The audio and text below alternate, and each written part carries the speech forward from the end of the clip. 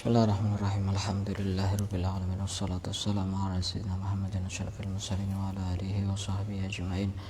Subhanaka la ilma lana illa ma 'allamtana innaka antal alimul hakim wa tub 'alaina innaka antat tawwabur rahim wa taqabbal minna innaka antas samiul alim. Qala rabbi shrah li sadri wa yassir li amri wa hlul 'uqdatam min lisani yafqahu qawli. A'udzu ta'alluma wa ta'allima li fadada wa li sifadaha wa tamassuka ala kitabillah wa sunnati rasulih wa du'a ila al-huda wa dalala ala al-khair ibtigha'a mardatihi wa qurbihi wa thawabihi subhanahu wa ta'ala. Qala al-musannif rahimallahu ta'ala wa nafa'ana bihi wa bi ulumihi wa amadana bi asrar fid darain amin. Kita akan lanjutkan pembacaan kitab Nashaihul Ibad yang dikarang oleh Syekh Nawawi bin Umar dari Banten, Jawa Barat. Kita masih berada di bab yang keempat dan sekarang kita sudah sampai kepada maqalah yang ke-7. Wal maqalatu as-sabi'atu. Maqalah yang ke-7. Qala Umar radhiyallahu anhu. Berkata Sayyidina Umar radhiyallahu anhu. Khalifah yang keberapa? Kedua. Sayyidina Umar ini dulu awalnya tidak Islam. Orang yang begitu sangat membenci dan memusuhi kepada Rasulullah. Kemudian masuk Islam dan menjadi orang yang sangat terdepan, berjuang mati-matian membela agamanya Rasulullah. Dan Sayyidina Umar ini orang yang pertama kali mendapatkan julukan Amirul Mukminin. Jadi Sayyidina Abu Bakar Siddiq itu masih belum disebut Amirul Mukminin. Nah, yang pertama kali dijuluki Amirul Mukminin itu Sayyidina Umar bin Khattab. Apa kata Sayyidina Umar bin Khattab? Sayyidina Umar ini menikah dengan siapa? Sayyidina Umar ini punya putri siapa? Sayyidatuna Hafsah yang dinikahi oleh dinikahi oleh Rasulullah. Jadi para sahabat, 4 sahabat Rasul itu masih nyambung terus, muter terus. Putrinya Sayyidina Abu Bakar yang bernama Sayyidah Fatimah dinikahi oleh Rasul. Sayyidah Aisyah dinikahi oleh Rasulullah. Kemudian putrinya Sayyidina Umar yang bernama Hafsah dinikahi oleh Rasulullah. Kemudian putrinya Rasulullah bernama Sayyidah Fatimah dinikahi oleh Sayyidina Ali. Yang Sayyidina Utsman siapa? Nikahi siapa? Sayyidah Ruqayyah dan Ummu Kulsum. Siapa itu? Putri Rasulullah. Jadi hubungannya itu kuat, baik hubungan secara keagamaan maupun hubungan secara kekeluargaan. Jadi rata-rata kayak di tradisi pesantren itu rata-rata ya menyambung dengan pesantren lain. Biar apa? Biar sama-sama ada ikatan yang sangat kuat. Jadi antara satu pesantren dengan pesantren yang lain itu ya sudah semestinya tidak ada istilah saingan, karena kita sama-sama berjuang. Satu majelis dengan majelis yang lain ya sama. Jangan merasa ada saingan, karena ini bukan bisnis.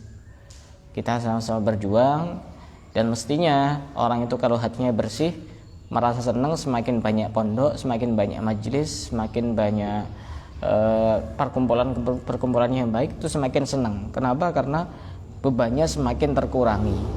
Coba kalau seandainya di satu kecamatan Besuki cuma ada satu majelis saja, itu beban dakwahnya tuh sangat berat sekali, harus ditanggung dia semuanya, dan itu sangat berat sekali. Tapi kalau semakin banyak kan terkurangi, sehingga ketika ada orang melakukan kesalahan itu minimal bukan cuma salahnya dia, tapi karena sudah ada yang menuntun itu. Sayyidina Umar, apa kata Sayyidina Umar? Al-buhuru arba'atun. Pakai ha. Al-buhuru arba'atun. Karena kalau pakai kha itu beda lagi. Kalau al-buhuru pakai ha itu artinya lautan. Tapi kalau pakai kha, al-bukhuru itu artinya apa? Apa? Kikir. Pakai ro ini. bukan pakai lam. Al-buhuru, bahrun, buhurun. Lautan. Itu pakai ha. Kalau pakai kha, al-bukhuru apa artinya? Apa? Bukhur ya dupa itu. Dupa yang dihidupkan terus keluar asap yang wangi itu namanya bukhur itu. Dupa. Jadi jangan salah nyebut. Di majelis kok ada kemenyan? Ya lain, kemenyan. Kemenyan itu dipakai dukun-dukun itu kemenyan itu lain. Kalau yang di majelis-majelis itu bukhur namanya dupa dan baunya itu harum. Kalau yang dipakai dukun kemenyan-kemenyan itu kan sudah campur macam-macam, kembang 7 rupa atau apa macam-macam itu. Al-buhuru arbatun, lautan itu ada 4. Nah, kalau kita menyebut kata lautan, apa yang terlintas di pikiran kita? Air. Terus? Air luas. Terus? Dalam. Iya. Terus? Banyak. Banyak kata, terumbu karang. Banyak kenangan. Mau bisa banyak kenangan. Tanya Bu. Yang pasti lautan itu terkumpul segala macam hal di situ. Mulai dari ikan, mulai dari sampah-sampah, mulai dari makanan-makanan, terus mungkin juga ada orang di situ yang tenggelam, ada kayu-kayu yang tenggelam, pokoknya terkumpul banyak hal di situ. Saya teringat satu kata mutiara yang bagus. Jadi di lautan itu yang tampak di permukaan itu biasanya yang tidak berharga. Ya. Justru yang permata-permata itu justru bersembunyi di dalam. Benar? Iya. Ya, sebagian orang itu kadang seperti itu. Justru yang kelihatan terkenal, yang kelihatan viral itu justru yang sampah-sampah itu. Tapi intan mutiara masih tersembunyi dan banyak orang yang tidak tahu. Coba yang muncul di permukaan laut sampah-sampah, sampah-sampah, bukan intan mutiara, bukan permata. Ya kadang-kadang sebagian orang itu tipe seperti itu, yang terkenal, yang viral-viral itu ya model-model sampah-sampah itu. Tidak pernah ngaji, tidak pernah mondok, ceramah. Ada ya? Ada. Belajarnya dari mana? Ya tidak tahu. Pas tiba-tiba menyesatkan Rasulullah. Wajadaka dhallan fahada. Dan aku menemukanmu dalam keadaan tersesat. Jadi Rasulullah itu lahir dalam keadaan tersesat. Gundul bu itu tersesat. Nggak pernah ngaji, nggak pernah mondok, mengatakan Rasulullah tersesat. Gurunya siapa? Itu viral juga itu. Akhirnya dikritik oleh orang-orang pesantren yang memang benar-benar ngaji di pondok itu, ngaji kitab kuning. Ya seperti itu, kadang-kadang yang muncul di permukaan itu ya sampah-sampah itu. Justru yang tersembunyi biasa-biasa, tidak menonjolkan diri, biasa. Kadang-kadang tidak terekspos di media sosial. Banyak seperti itu dan tidak terhitung, sangat banyak sekali. Karena memang orang itu kalau benar-benar berkualitas itu dia tidak terlalu menampakkan apa kelebihannya dia. Tapi kalau sekarang itu seakan-akan sudah menjadi wajib harus diekspos. Kenapa? Karena kalau tidak diekspos kalah sama mereka-mereka yang tidak punya ilmu, langsung tampil. Akhirnya yang muncul yang mereka-mereka itu yang tidak punya ilmu muncul di media sosial, di YouTube, di Instagram, di Facebook, di Telegram. Ya karena memang sudah semestinya kita sudah saatnya. Ya urusan siapa yang nonton tidak ngurus itu sudah. Yang penting kita niatnya itu dakwah, menyebarkan ilmu. Al-buhuru arbaatun, lautan itu ada 4. Kata Sayyidina Umar, lautan itu yang menghimpun segala macam hal. Apa yang pertama? Al-hawa bahrud dzunub. Hawa itu lautannya dosa. Artinya apa? Hawa itu diibaratkan lautannya. Nah, yang ada di lautan hawa itu apa? Dosa. Artinya ketika orang itu mengikuti hawa di sini artinya hawa nafsu, maka di situ akan terkumpul banyak dosa sehingga menjadi lautan dosa. Apa yang disebut hawa? Definisi dari hawa itu apa? Mailan nafsi ila syahwatiha min ghairi talabi syar'i jami'un lidzunub. Yaitu kecondongan nafsu untuk memenuhi syahwat-syahwatnya tanpa ada aturan-aturan di dalam syariat. Artinya dia melanggar aturan-aturan di dalam syariat sehingga dia melakukan dosa.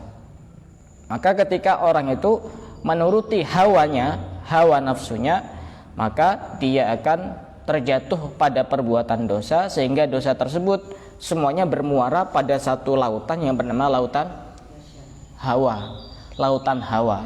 Al-hawa bahrul dzunub. Hawa itu lautannya dosa.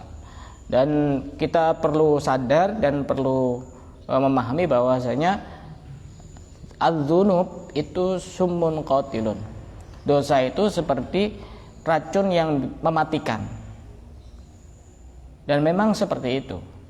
Ketika kita melakukan dosa, maka seakan-akan kita sedang meminum racun yang begitu sangat mematikan. Kenapa kok begitu? Karena dosa yang akan menghancurkan kita, menghancurkan baik di dunia maupun ketika di hadapan Allah. Karena dosa itu bisa menjadi penyebab orang itu terhalang dari hal-hal yang baik, terhalang dari hal-hal yang positif. Semisal urusan rezeki, urusan jodoh, urusan kesehatan, itu kadang-kadang ada kaitannya dengan dosa. Ya dosa macam-macam, baik dosa secara zahir maupun dosa secara batin. Dosa secara zahir ya banyak, ghibah, adu domba, berbohong, menyakiti orang, membuli orang. Dosa secara batin, suudzon, buruk sangka sama orang, merasa dirinya lebih baik, ujub, namanya sum'ah, ingin didengar baik oleh orang lain. Itu semuanya dosa-dosa yang bersifat batin. Bisa jadi ada dosa-dosa yang perlu untuk disesali dan diistighfari sehingga itu bisa menyebabkan segala sesuatunya itu menjadi lancar. Jadi ibarat sungai itu, kalau ada sampah yang menyangkut di tengah-tengah sungai itu, maka nanti airnya mengalirnya tidak lancar. Maka rezeki juga seperti itu. Ketika orang itu kerja tapi di situ masih ada sampah di situ, ya rezekinya tidak ngalir. Dosa seperti itu. Makanya di sini disebutkan oleh Sayyidina Umar bahwasanya al-hawa bahrud dzunub. Hawa itu adalah lautannya dosa. Orang ketika menuruti hawanya, maka dia akan terjatuh kepada perbuatan dosa sehingga dosanya menjadi banyak, dan yang menampung itu adalah namanya lautan. Yang kedua, wan nafsu bahrus syahwat. Sedangkan nafsu itu adalah lautannya syahwat. Ketika orang menuruti nafsunya, maka nanti dia akan melakukan hal-hal yang diinginkan, menuruti syahwat-syahwatnya. Inna nafsa la ammaratun bisu illa man rahima rabbi. Nafsu itu pada dasarnya memerintahkan kepada hal-hal yang tidak baik. Loh, apakah ada nafsu yang memerintahkan kepada hal yang baik? Ada. Nafsu itu ada bermacam-macam dan bertingkat-tingkat. Ketika orang sudah terbiasa mengekang nafsunya, maka nafsu itu akan menjadi jina dan menjadi nafsu mutmainnah. Ya ayyatuhan nafsul mutmainnah. Ketika nafsu itu sudah menjadi nafsu yang mutmainnah, maka dia sudah tidak mengajak al-ammarati bisu. Dia mengajaknya kepada hal-hal yang baik. Karenanya disebutkan oleh Al-Imam Al-Busiri di dalam qasidah burdahnya, wan nafsu katifli in tuhmilhu syabba ala hubbir radha'i wa in tuftimhu yanfatimi. Nafsu itu seperti anak kecil. Anak kecil itu kalau dituruti terus, ya ini manja. Apalagi misalnya anak kecil itu tidak dibelajari untuk berhenti ASI, maka dia nyusu terus sama ibunya. Kalau tidak dicegah, maka dia akan seperti itu terus, tidak bisa dipisah dari ibunya itu. Artinya dia itu terus nyusu, padahal di dalam aturan Islam bahwasanya anak kecil itu maksimal menyusu kepada ibunya itu 2 tahun. Nah, 2 tahun, tidak boleh lebih. Nah, ketika anak kecil itu tidak dipaksa untuk berhenti, ya dia tetap nyusu kepada ibunya. Saya pernah melihat ada yang sampai usia 5 tahun masih nyusu kepada ibunya. Usia 5 tahun, untungnya tidak 15 tahun. 5 tahun masih nyusu kepada ibunya. Nah, ini nafsu juga seperti itu. Nafsu itu kalau dituruti terus keinginannya, ya seperti itu, tambah liar. Dia itu tidak menjadi jina, sehingga justru itu akan mencelakakan kepada dirinya sendiri. Nah, apa perbedaan hawa dan nafsu? Ini karena seringkali disebutkan dalam satu paket kan, hawa nafsu. Saya tadi mendengarkan ceramah dari Habib Taufik bin Abdul Qadir Asgaf dari Pasuruan. Dia menjelaskan tentang perbedaan dua hal ini. Saya tadi juga bingung waktu belajar itu. Apa ya bedanya hawa dan nafsu? Beliau menjelaskan bahwasanya al-hawa ghida'un nafsi. Hawa itu adalah makanannya nafsu.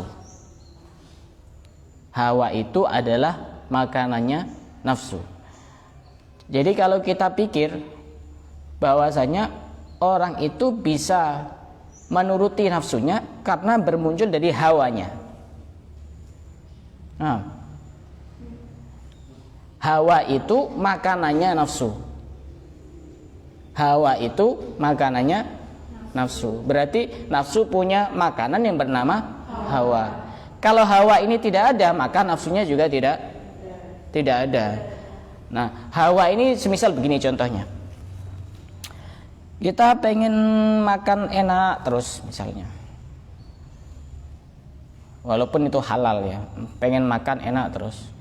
Akhirnya nafsunya merasa nyaman, sehingga dia itu lupa terhadap hal-hal yang bisa menjadikan dia itu meninggalkan kewajiban kepada Allah. Karena saking kenyangnya dia hanya tidur, hanya tidak sholat. Atau mungkin di sampingnya ada orang tidak makan, dia biasa-biasa saja. Itu kenapa? Karena menuruti hawa, sehingga timbullah berlanjut ke nafsu itu. Apalagi dituruti adalah hal-hal yang haram, yang enak-enak. Yang haram itu semuanya enak, ya ada yang tidak enak, mulai dari judi, zina, minum, macam-macam, merampok, mencuri, semuanya itu enak-enak semuanya itu. Nah, ketika itu dituruti, maka itu akan membiasakan nafsu itu menjadi nafsu yang al-ammarati bisu, yang selalu memerintahkan kepada keburukan. Sehingga di sini disebutkan bahwasanya nafsu itu adalah ma'was syurur, tempatnya keburukan, waman baul akhlaqid zamimah, dan pusatnya akhlak-akhlak tercela itu adalah nafsu. Jadi nafsu itu pada dasarnya adalah memerintahkan hal-hal yang buruk, tapi juga ada nafsu itu yang baik, namanya nafsu mutmainnah. Ada macam-macam nafsu, ada nafsu ammarah, ada nafsu lawamah. Lawamah itu biasanya dia itu suka emosian. Nafsu lawamah itu suka mencela juga. Ada nafsu mulhimah, ada nafsu radiyah, itu juga ada. Jadi macam-macam. Semakin orang itu membiasakan diri mengekang keinginan nafsu itu, maka nafsu itu semakin jinak dan semakin menjadi nafsu yang baik. Jadi nafsu itu juga ada nafsu yang baik. Paham? Yang keempat, yang ketiga, wal mautu bahrul a'mal. Wal mautu bahrul a'mar. Kematian itu adalah lautannya umur. Artinya bagaimana? umur itu ketika sudah terkumpul dari umur 1 tahun sampai semisal umur 60 tahun sampai 70 tahun, maka orang itu kan nanti kan mati. Nah, ketika mati itu, orang sudah mati, maka kumpulan dari umur ini akan terkumpul di mana? Di lautan yang namanya kematian. Jadi anggap saja umur ini seperti isinya lautan. Kemudian ditaruh di satu tempat itu yang bernama lautan yang sangat luas, itu namanya lautan kematian. Nah, umur juga seperti itu, dan kematian itu adalah satu kondisi di mana orang sudah berpisah dari alam dunia menuju mana? Menuju alam apa? Alam kubur, atau lebih kita kenal dengan alam apa? Alam barzah. Jadi alam kubur itu masih belum alam akhirat. Alam kubur atau alam barzah itu alam bainad dunya wal akhirah. Alam antara alam dunia dan akhirat. Sehingga ketika orang itu masih di alam kubur, di alam barzah, maka masih ada kesempatan untuk kita sebagai orang yang hidup untuk menolong kepada dia. Kalau dia sudah berada di akhirat, maka sudah tidak ada kesempatan kita untuk menolong kepada orang yang sudah berada di alam akhirat. Tapi kalau masih berada di alam kubur atau alam barzah, kita masih ada kesempatan untuk menolongnya mereka. Dengan apa? Ya, dengan mendoakan, kirim bacaan-bacaan Fatihah, Al-Quran dan seterusnya, dengan sedekah diniatkan untuk orang yang meninggal itu boleh juga. Wa mi waraihim barzahun ila yaumi yub'atsun. Dan ketika orang ini sudah mati, maka yang perlu untuk kita lakukan sebagai orang yang hidup adalah menyebutkan kebaikannya, jangan disebutkan keburukannya. Ya, setiap orang itu pasti punya kebaikan. Seburuk apapun pasti dia punya kebaikan. Ya, ketika dia sudah meninggal dunia, jangan sampai kita itu sudah banyak dosanya, pas ditambah dengan dosa menyebutkan keburukan orang yang meninggal dunia. Ini sesuai dengan hadis Nabi, udhkuru mahasina mautakum, sebutkanlah kebaikan-kebaikan orang yang mati di antara kalian, wa kufu an masawihim, dan cegahlah untuk menyebutkan keburukan-keburukan mereka.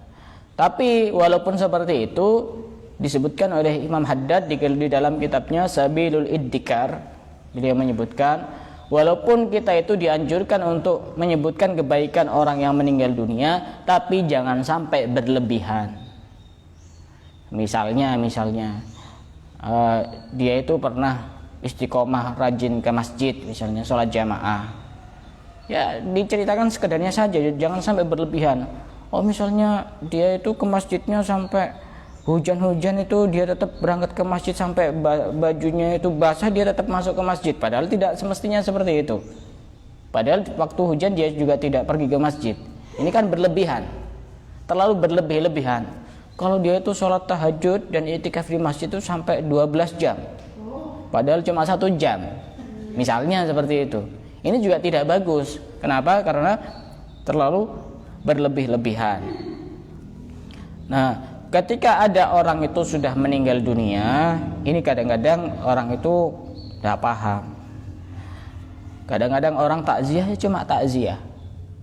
Yang bagus itu ya takziah, ditunggu. Setelah takziah biasanya dimandikan, dikafani, disolati, kemudian dikuburkan. Yang bagus orang itu ketika takziah ya sampai ke kuburannya. Jangan setelah takziah pas langsung pulang. Kadang-kadang itu takziah pas ngakak-ngakak. Padahal itu kan kematian. Karenanya kata Rasulullah dalam sebuah hadisnya, kafa bil mauti wa itu. Sungguh sangat cukup kematian itu sebagai penasehat.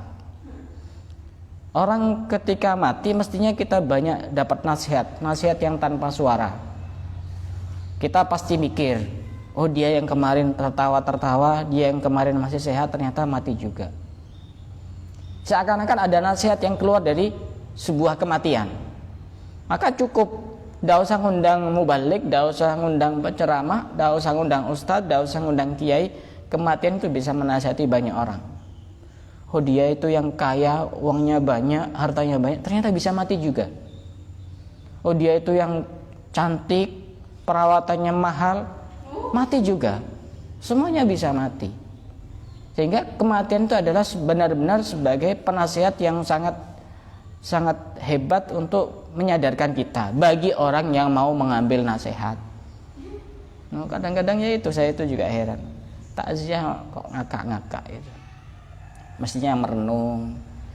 Atau minimal kalaupun misalnya ketawa-ketawa, silakan untuk menghibur dari keluarga yang ditinggalkan, biar tidak terlalu berlarut-larut dalam kesedihan. Sedih itu boleh, menangis itu boleh ketika ditinggalkan oleh orang ya dari keluarganya atau dari siapapun. Dan Rasulullah juga menangis. Cuma yang tidak boleh itu adalah tidak menerima terhadap takdir Allah. Misalnya ini kalau seandainya tadi tidak cepat-cepat dibawa ke rumah sakit, ini mestinya masih hidup. Coba seandainya tadi itu ini datangnya lebih cepat, ini kan gini. Semua sudah ada yang ngatur. Semuanya itu sudah ada yang ngatur. Jadi kalau nangis pun juga tetap tidak apa-apa. Yang tidak boleh itu tidak menerima terhadap takdir Allah. Apalagi orang-orang jahiliyah itu punya kebiasaan yang buruk. Jadi kalau ada yang meninggal itu kadang merobek-robek bajunya, dirobek-robek gini. Kalau sekarang mungkin tidak bisa yang robek, karena bajunya sekarang itu tidak bisa. Mungkin cuma diginikan sampai kancingnya putus. Kadang juga memukul-mukul dadanya. Kadang menjambak-jambak rambutnya. Dan menangis dengan tangisan yang sangat histeris. Pada saat itu sangat bahaya sekali karena orang itu lepas kontrol. Sehingga lebih mudah untuk dikuasai sama jin-jin itu. Bisa kesurupan setelah itu nanti. Karena psikisnya sangat lemah sekali. Ya boleh-boleh saja. Dan memang itu sangat manusiawi. Makanya kalau kita benar-benar tahu bahwa mengiringi jenazah sampai ke alam kubur itu punya nilai yang sangat besar, pasti kita akan melakukan hal itu. Disebutkan dalam sebuah hadis sahih bahwasanya orang yang mengiringi jenazah sampai disolati, sampai kemudian dikubur, maka dia akan mendapatkan lahu qiratu minal ajri, mendapatkan pahala 1 qirat. Disebutkan 1 qirat itu berapa? Wal qiratu mislu jabali Uhud. 1 qirat itu seperti gunung Uhud. Gunung sekecil apapun ya tetap besar. Pahalanya itu sebesar itu. Dan kalau kita pelajari bahwasanya ketika orang itu sudah meninggal dunia itu yang bagus langsung cepat-cepat untuk diurusi. Ketika memang tidak ada untuk yang ditunggu dari keluarganya, nunggu apa lagi ya? Yang bagus memang langsung dipercepat. Dan ketika mayit itu dikuburkan, itu bagusnya aturannya itu yang hadir di pemakaman itu ikut untuk debunya itu dia ikut serta untuk menabur istilahnya, ya pokoknya dia ikutlah walaupun cuma sedikit kan memang di situ sudah ada penggali kuburnya, jadi bukan cuma lihat. Jadi di situ kan sudah terkumpul tanah-tanah yang ada di pinggir itu biasanya. Nah, bagi para pentakziah yang ikut untuk mengiringi di kuburan itu bagusnya ya juga ikut biar mendapatkan juga pahala. Itu bagus. Kemudian juga setelah sudah selesai dipendam, dikuburkan, itu berhenti sejenak di situ. Kemudian membaca Al-Quran atau istighfar atau mendoakan. Jangan niru-niru di sinetron. Setelah selesai semuanya nangis-nangis, ngomong-ngomong sendiri. Itu kan di sinetron itu. Beda. Dan alam kubur itu adalah tahapan pertama orang itu untuk menuju ke alam akhirat. Ketika tahapan ini dia selamat, maka dia juga akan selamat untuk tahapan yang selanjutnya. Ketika dia tidak selamat di alam barzah ini, maka dia juga lebih sulit keadaannya pada tahapan yang berikutnya. Karenanya kita harus tahu bahwasanya di alam kubur itu sangat genting keadaannya. Dan yang paling penting kita sebagai orang yang hidup itu adalah mendoakan kepada orang yang mati. Karena Rasulullah dalam sebuah hadisnya mengatakan, laulal ahya lahalakatil amwat. Seandainya bukan karena ada orang yang hidup, maka sudah celaka orang-orang yang mati. Di sini sebenarnya sudah tersirat satu makna bahwasanya kiriman dari orang hidup itu nyampe. Kalau kita langsung ketemu sama orang Wahabi kan tidak nyampe. Wahabi Salafi. Nah, Rasulullah itu hadisnya, laulal ahya, jika bukan karena adanya orang yang hidup, lahalakatil amwat, pasti orang yang mati itu akan celaka. Terus apa hubungannya orang hidup sama mati? Kan sudah beda. Ya, dengan mengirimkan pahala-pahala itu. Dalam satu hadis yang lain disebutkan bahwasanya ummati ummatun marhumah. Umatku itu adalah umat-umat yang dirahmati oleh Allah. Tadkhulu kuburaha bidunubin kaljibal. Mereka semua umat-umatku itu memasuki kuburannya dengan dosa-dosa seperti gunung-gunung. Wa takhruju minal kubur wa qad ghufira laha. Dan dia keluar dari alam kubur, artinya dia dibangkitkan dari alam kubur dan dia sudah diampuni dosa-dosanya. Sebab apa? Bistighfaril ahya'i lil amwat. Dengan istighfarnya orang yang hidup kepada orang yang mati. Itu terkait sedikit tentang apa yang harus kita lakukan ketika ada orang meninggal dunia. Dan yang terpenting juga ketika ada orang meninggal dunia dan di situ sudah dipasang nisan yang bagus, itu tidak usah diusap-usap dan tidak usah dicium nisannya. Menurut Imam Haddad itu dikatakan fa ghairu mustahab, tidak disunahkan dan bahkan termasuk hal yang makruh. Apalagi di sini disebutkan sampai ngelilingi tawaf, itu tawaf ngelilingi makamnya, itu tidak bagus. Dan kalau orang ziarah kubur itu yang bagus itu adalah di arah kepalanya itu.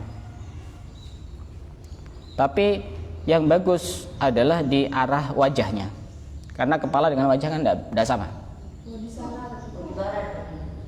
Jadi yang bagus itu pokok di area kepala, tapi yang lebih bagus lagi di area wajah. Ini menurut versi Imam Al-Haddad. Tapi ketika ada orang mencium nisan, kalau didasari karena cinta, itu beda lagi. Cuma rata-rata orang itu ke ziarah ke makamnya wali atau apa, pas mencium nisannya itu padahal dia biasa-biasa, juga tidak kenal siapa beliau, ya cuma kena ikut-ikutan. Karena orang itu kalau timbul dari rasa cinta itu ya tidak bisa dilarang itu. Orang itu kalau sudah cinta itu bisa melakukan apa saja. Orang sudah cinta.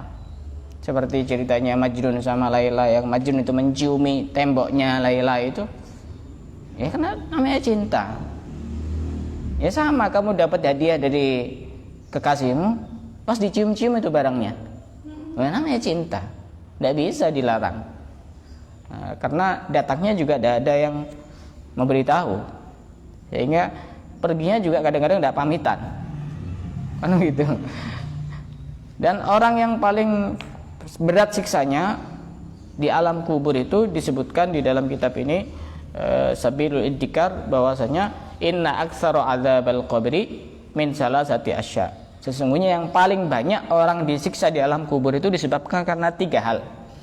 Yang pertama al-ghibatu, ghibah, menggunjing, menggosip, wan namimatu, dan adu domba, wa qillatu tahaffudhi minal baudi, dan sedikitnya menjaga dalam hal urusan kencing.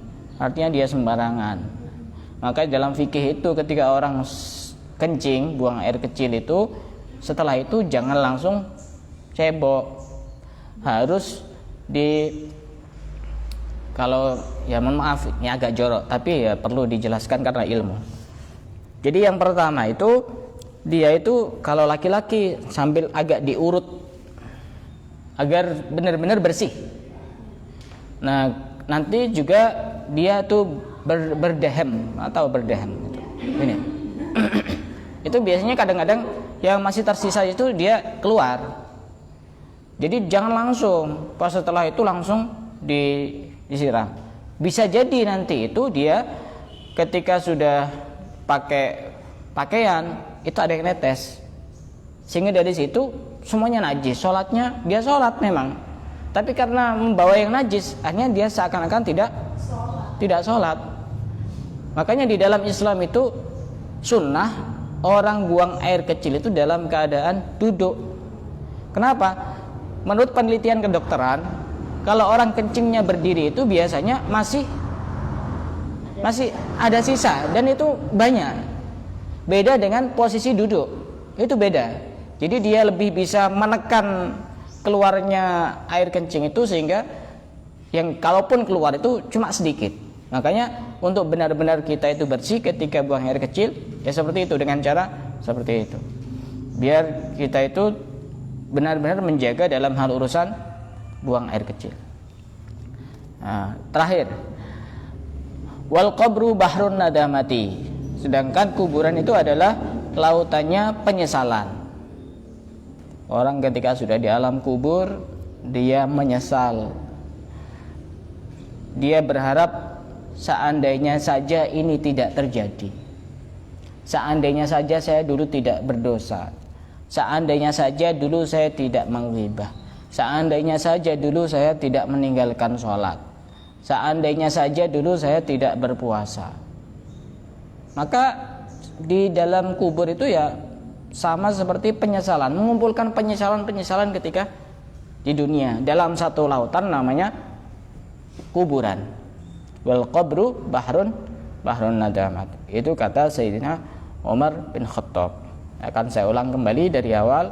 Yang pertama, al-hawa bahrud dzunub. Hawa itu adalah lautannya dosa. Wan nafsu bahrus syahwat. Dan nafsu itu adalah lautannya syahwat. Dan yang paling berat berjihad itu berjihad melawan hawa nafsu. Waktu itu Rasulullah perang Badar, di mana jumlah orang Islam cuma sekitar 313 orang melawan ribuan orang musuhnya. Setelah kemenangan melawan orang-orang musuh-musuh Islam, Rasulullah mengatakan roja'na min jihadil aswar ila jihadil akbar. Kami kembali dari jihad yang kecil menuju jihad yang besar. Sehingga sahabat ini penasaran, kok ada jihad yang lebih besar daripada jihad perang Badar? Sehingga bertanya, apa itu jihadul akbar wahai Rasulullah? Rasulullah menjawab, jihadun nafsi, jihad melawan hawa nafsu. Enak-enak tidur, lawan jihad itu. Yang ketiga, kematian adalah lautannya umur. Dan yang keempat, dan kuburan adalah lautannya penyesalan. Ada yang mau ditanyakan? Iya.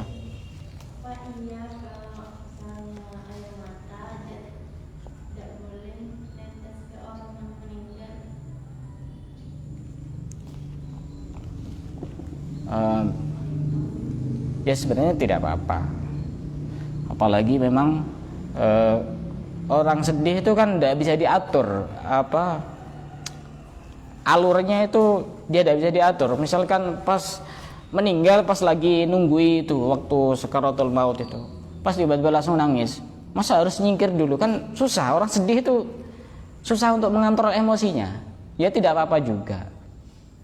Tapi ya kalau bisa ya agak menjauh, biar tidak karena dia masih merasa di sekitar itu ada orang-orang yang menangis, masih sadar dan masih tahu siapa yang memandikan, tuh masih tahu siapa yang memandikan, siapa saja yang mensolati, itu masih tahu. Dan bahkan ketika di alam kubur pun masih bisa mendengar suara dari kakinya orang yang ikut pemakaman itu. Ya tidak apa-apa. Kalau ditanyakan itu apakah tidak boleh, ya tetap boleh. Kalaupun misalnya dilarang ya tidak sampai haram, ya tidak bagus saja. Ya tidak apa-apa, tidak apa. Intinya tidak apa-apa. Tidak apa-apa. Ada yang lain? Tidak ada. Iya. Nisan. Minjem apanya?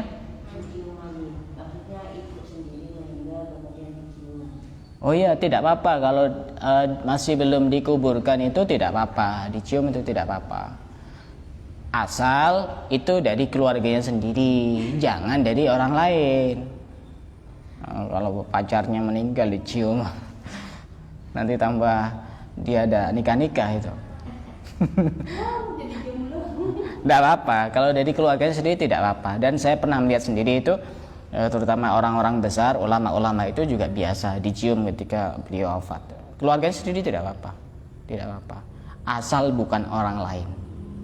Kalaupun orang lain juga ada masalah, asal sesama jenis, laki-laki sama laki-laki, perempuan sama perempuan. Yang saya maksud adalah beda jenis, beda jenis kelamin, bukan beda pendapatan dan penghasilan.